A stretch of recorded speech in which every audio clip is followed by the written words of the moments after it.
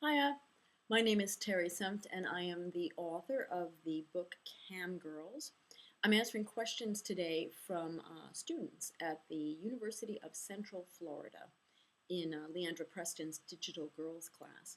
And this is a question that I think is really important, so I want to take some time with it. Here's the question. Uh, Terry, do you think it's safe for much younger girls like preteens or younger teens to become cam girls?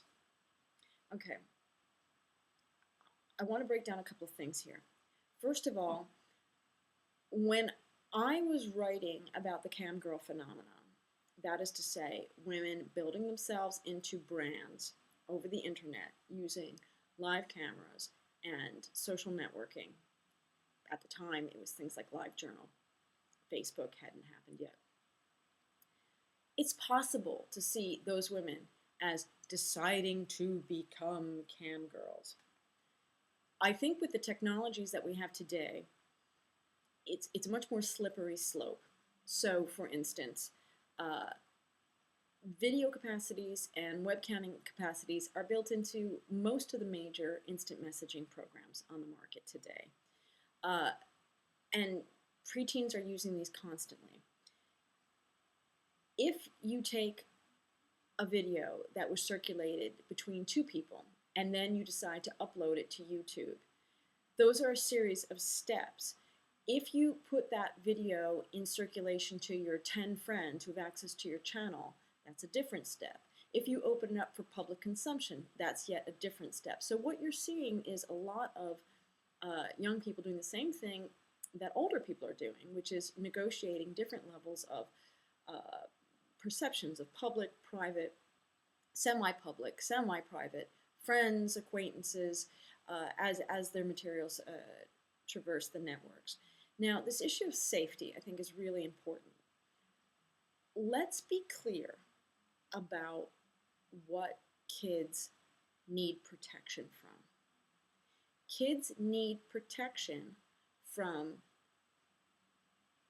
inappropriate sexualization and abuse that statistically we know happens far more often in a home environment than it does from strangers or predators on or off the internet.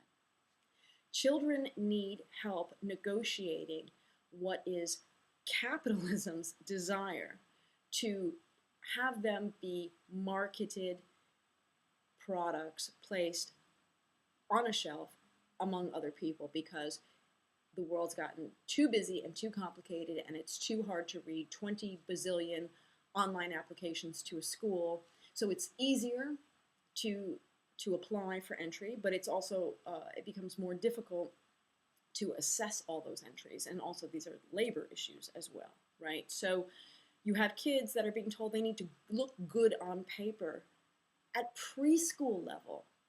There's just a story where somebody sued a preschool principal for not adequately preparing their child to take the test to go to the next level of school.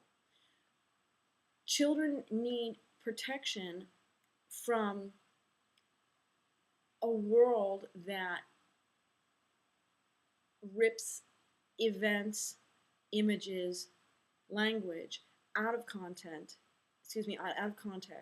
and recirculates it for its own ends.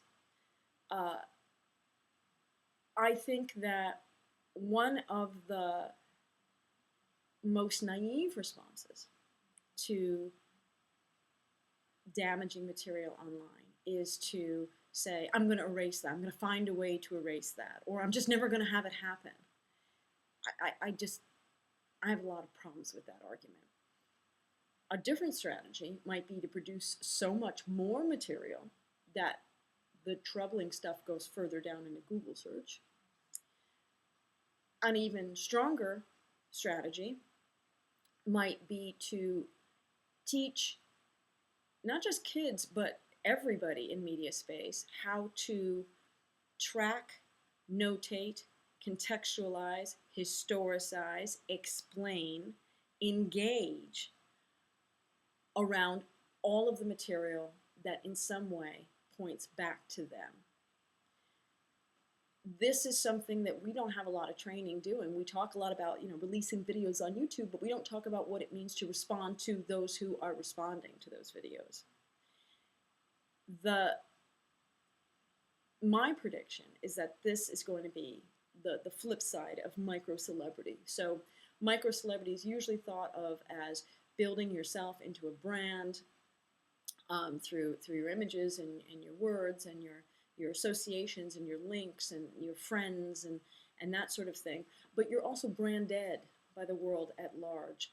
People read who you are based on what you've associated with, what you've put out into the world, who you're linked to. And you don't get to take that back. So, but what you can do is learn to historicize, contextualize, reach out, dialogue, state where you were in that historical moment. And I think if a kid is too young to get their head around that, then I actually believe they're too young to be using social networks, period, end. And there are 7-year-olds I've met who have the ability to contextualize and historicize, and there are 17-year-olds I've met who struggle with that project. So it's probably the most unorthodox response to this you will ever hear, but I don't believe the problem is building yourself into an online persona. I believe the problem is living within a culture that sexualizes, that commodifies, that takes things out of context, and that trains us to feel that we don't have any authorial control. Our job is to re-educate ourselves and repoliticize ourselves specifically around those issues, because privacy, she's over. Thanks.